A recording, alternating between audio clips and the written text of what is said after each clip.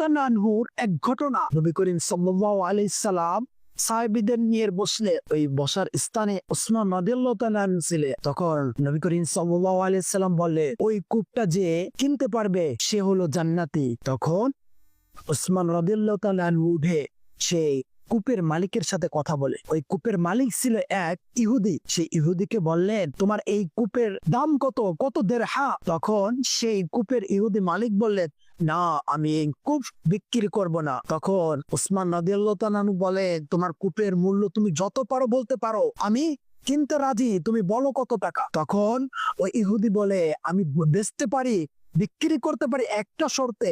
সেটা কি? এই কূপের মালিক অর্ধেক আমার, অর্ধেক তোমার হতে হবে। কিভাবে?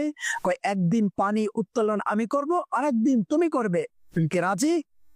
তখন ওসমান রাদিয়াল্লাহু তাআলা আনহু বলেন, হ্যাঁ। তখন ওই কূপটা কিনে নিয়ে আসেন। নবী করিম সাল্লাল্লাহু আলাইহি সাল্লামকে বলে, ইয়া রাসূলুল্লাহ, আমি তো ওই কূপটা কিনে ফেলছি। জিবরাইল আলাইহিস সালাম থেকে তখন ঘোষণা আসেন আল্লাহ রাসূলের কাছে, ওসমান রাদিয়াল্লাহু তাআলা আনহু তো জান্নাতি। জান্নাতি সেই ওসমান রাদিয়াল্লাহু তাআলা আনহু জান্নাতি ব্যক্তির সাথে ওই ফাসাদকারী ব্যক্তিরা কতটাই ভয়ানক আচরণ